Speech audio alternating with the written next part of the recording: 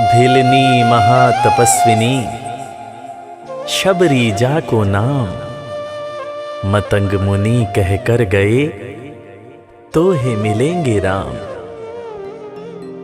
सोने की चिड़िया मां भारती और सत्य सनातन धर्म के सबसे आदर्श पुरुष मर्यादा पुरुषोत्तम भगवान राम, जो वर्षों की तपस्या के बाद ऋषि मुनियों को भी नहीं मिलते, मगर एक भीलनी शबरी के घर स्वयं चल के आके न सिर्फ दर्शन देते हैं बल्कि उस भीलनी के जूठे बेर भी खाते हैं।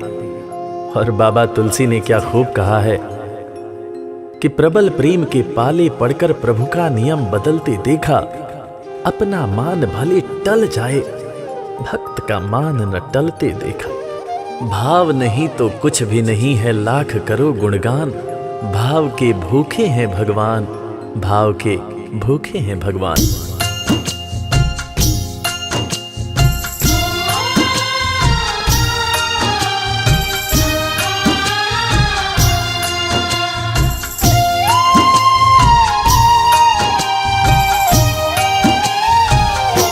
भाव के भूखे हैं भगवान, भाव के भूखे हैं भगवान, भाव के भूखे हैं भगवान, भाव के भूखे हैं भगवान। भाव नहीं तो कुछ भी नहीं है, भाव नहीं तो कुछ भी नहीं है, लाख करो गुणगान। भाव के भूखे हैं भगवान, भाव के भूखे हैं भगवान। भाव के भूखे हैं भगवान, भाव के भूखे हैं भगवान।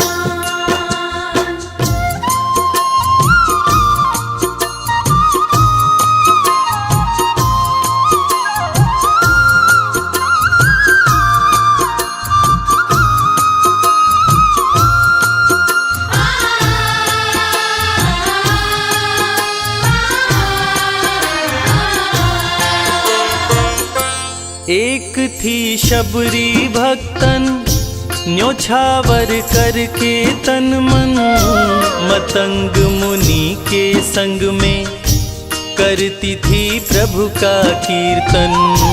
मतंग मुनि के संग में करती थी प्रभु का कीर्तन। बागों से चुन चुन लाती, प्रभु को फूल चढ़ाती, गंगा के पावन जल से रोज स्नान कराती। गंगा के पावन जल से रोज स्नान कराती। चरण धो के श्री राम का करती, चरण धो के श्री राम का करती, चरणामृत का पान। भाव के भूखे हैं भगवान, भाव के भूखे हैं भगवान। भाव के भूखे हैं भगवान, भाव के भूखे हैं भगवान।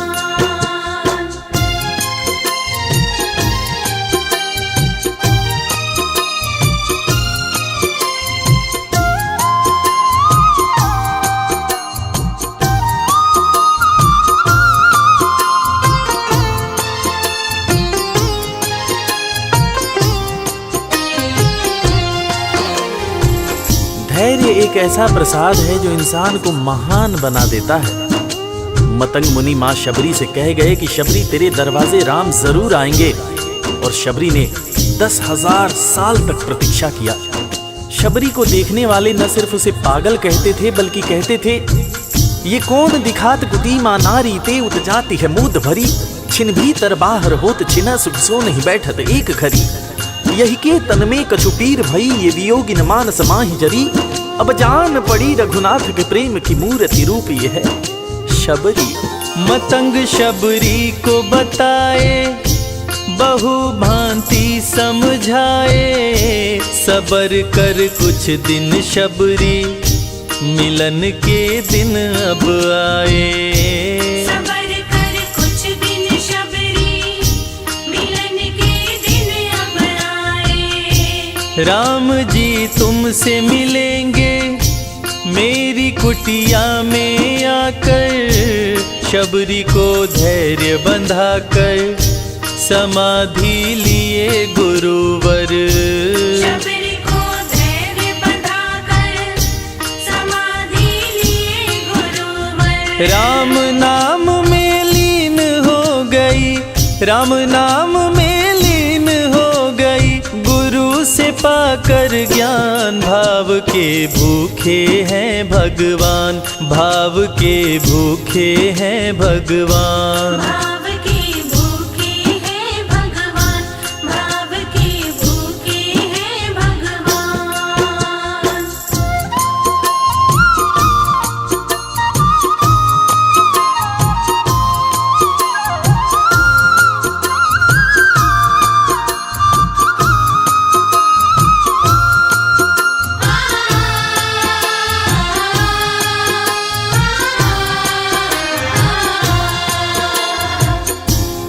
माँ शबरी के गुरु महामुनि मतंग जब अपने नश्वर शरीर का त्याग कर रहे थे, तब माँ शबरी ने उनसे पूछा, हे गुरुवर, मुझे मेरे राम कहाँ मिलेंगे? इस पर महामुनि मतंग ने शबरी को जवाब दिया कि शबरी, अरे दुनिया राम को ढूंढती है, मगर तू तो ऐसी खुशनसीब है कि तेरे दरवाजे राम स्वयं चलकर आएंगे। माँ शबरी को अपने गुरु की बातों पर अटूट विश्वास हो गया। माँ शबरी हर रोज राहों पर फूल बिछाती थी, चुन चुन कर मीठे बेर चख चख कर इकट्ठा करती थी, ताकि मेरे प्रभु श्री राम जब आएंगे तो बड़े प्यार से इसका भोग लगाएंगे। राहों पर फूल भी बड़ी सावधानी से शबरी माँ बिछाती थी। शबरी माँ सोचती थी कि मेरे गुरुवर कह के गए हैं कि मेरे घर मेरे राम जरूर आएंगे। शबरी माँ राहों पर दूर दूर तक फूल बिछाती कि प्रभु श्री राम के पैर में कहीं कोई कांटा न चुभ जाए। राह पे फूल बिछाती, वो मीठे बेर को लाती, मेरे प्रभु राम आएंगे, नैनों में सपने सजाती। मेरे प्रभु राम आएंगे, नैनों में सपने सजाती। राम से प्रीत लगा के वो निश दिन राम पुकारे, उमरिया बीती जाए रे कि अखियां पंथ निहारे। उमरिया बीती जाए रे कि अखियां पंथ निहारे। जर्जर हो गई काया फिर भी, जर्जर हो गई काया फिर भी, बसे राम में प्राण। भाव के भूखे हैं भगवान, भाव के भूखे हैं भगवान। भाव के भूखे हैं भगवान, भाव के भूखे हैं भगवान।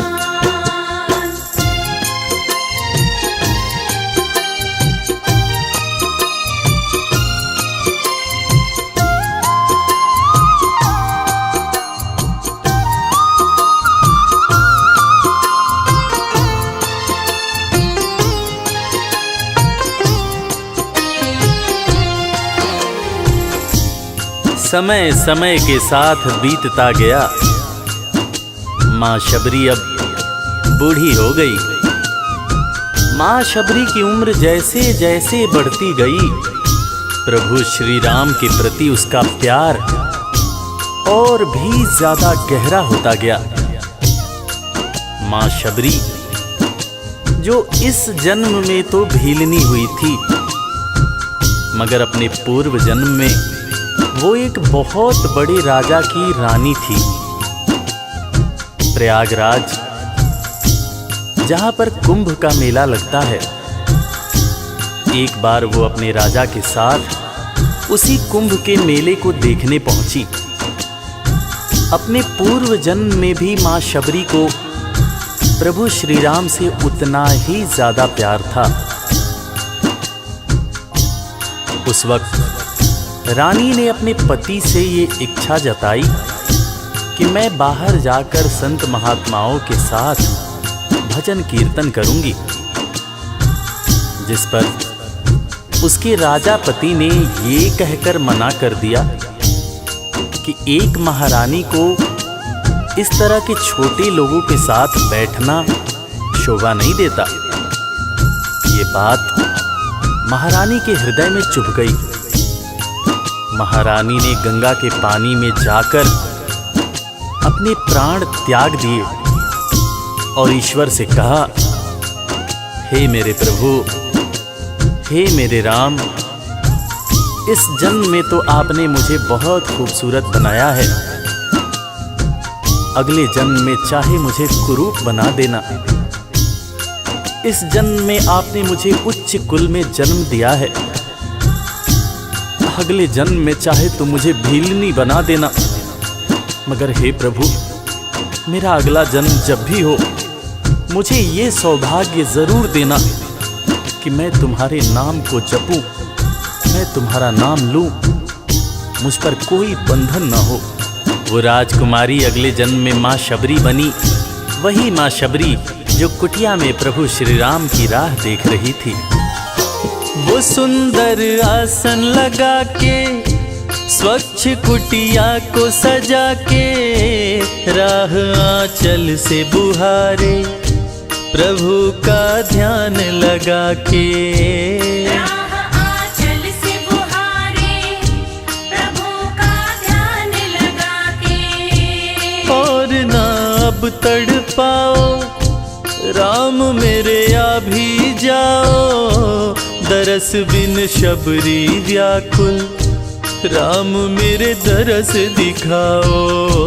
दर्श बिन शबरी व्याकुल, राम मेरे दर्श दिखाओ। दरस की आस लगी मेरे प्रभु जी, दरस की आस लगी मेरे प्रभु जी, पूर्ण करो अरमान। भाव के भूखे हैं भगवान, भाव के भूखे हैं भगवान। भाव के भूखे हैं भगवान, भाव के भूखे हैं भगवान।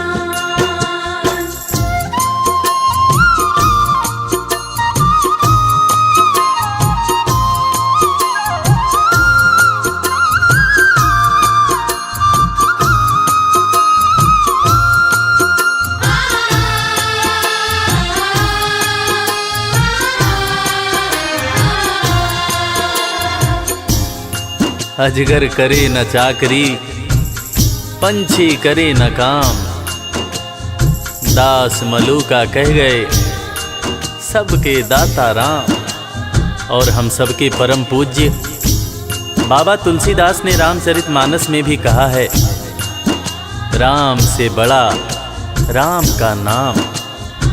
और यही काम माता शबरी दिन रात कर रही थी। बस वो एक ही बात बार बार बोले जा रही थी कि मेरे राम आएंगे, मेरे राम आएंगे।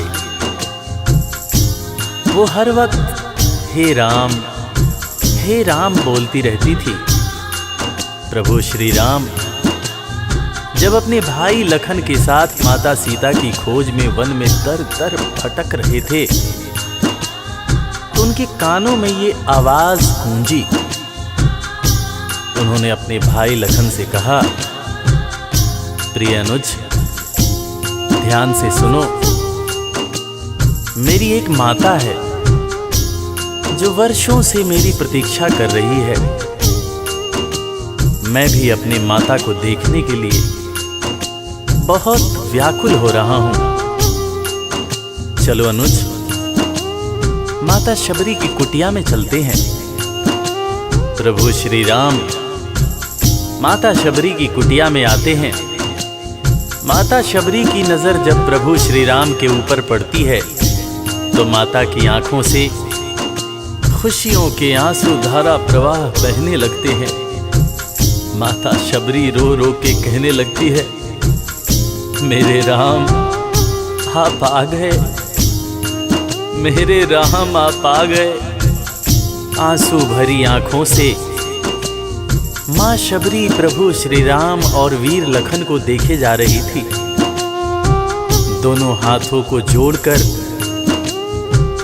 दौड़े दौड़े माँ शबरी ने प्रभु श्री राम के पैर पकड़ लिए और कहने लगी, मेरे राम, मैं तो 2 जन्मों से आपकी प्रतीक्षा कर रही थी। लोग मुझे पागल बुला रहे थे। मेरे गुरुदेव ने मुझसे कहा था कि शबरी, राम लक्ष्मण के साथ एक दिन तेरी कुटिया में जरूर आएंगे, जरूर आएंगे। राम संग लखन को आते, देखी प्रभु को मुस्काते, प्रभु के पास में आई, कुटिया से दौड़ लगाते। प्रभु के पास में आई, कुटिया से दौड़ लगाते। राम से मिलन हुआ जब, तो शबरी सुध बुध खो गई, प्रभु के पाँव पकड़ के भाव में विह्वल हो गई। प्रभु के पाँव पकड़ के भाव में विह्वल हो गई। खुशी के आंसुओं से पग धोए, खुशी के आंसुओं से पग धोए, भक्त न शबरी समान, भाव के भूखे हैं भगवान, भाव के भूखे हैं भगवान। भाव के भूखे हैं भगवान, भाव के भूखे हैं भगवान।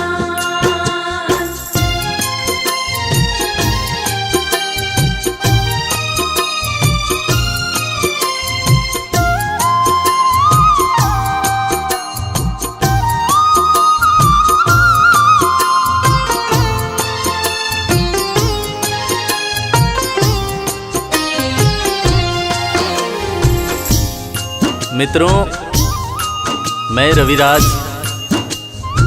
आप सबको आज एक बात बताना चाहूँगा। वो बात जो मुझे मेरे गुरुदेव फरीद हसन खान साहब ने बताई है।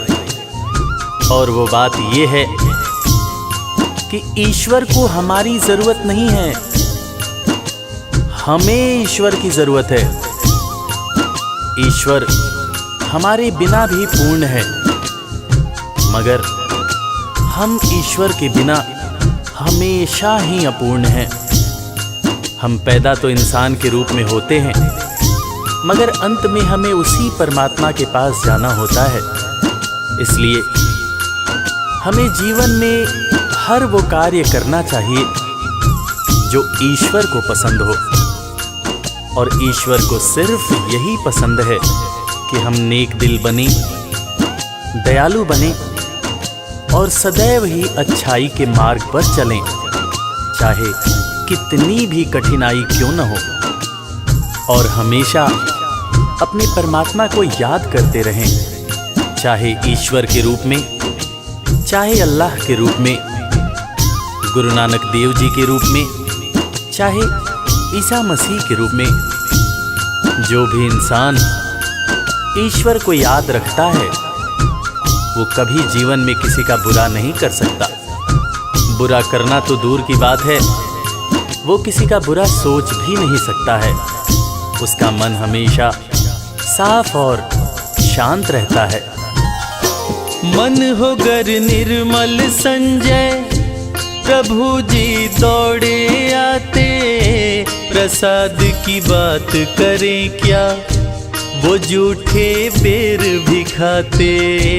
प्रसाद की बात करें क्या, वो झूठे बेर भी खाते। बात है सच्ची लेकिन हम सब, बात है सच्ची लेकिन हम सब इससे हैं अनजान। भाव के भूखे हैं भगवान, भाव के भूखे हैं भगवान। भाव के भूखे हैं भगवान, भाव के भूखे हैं भगवान।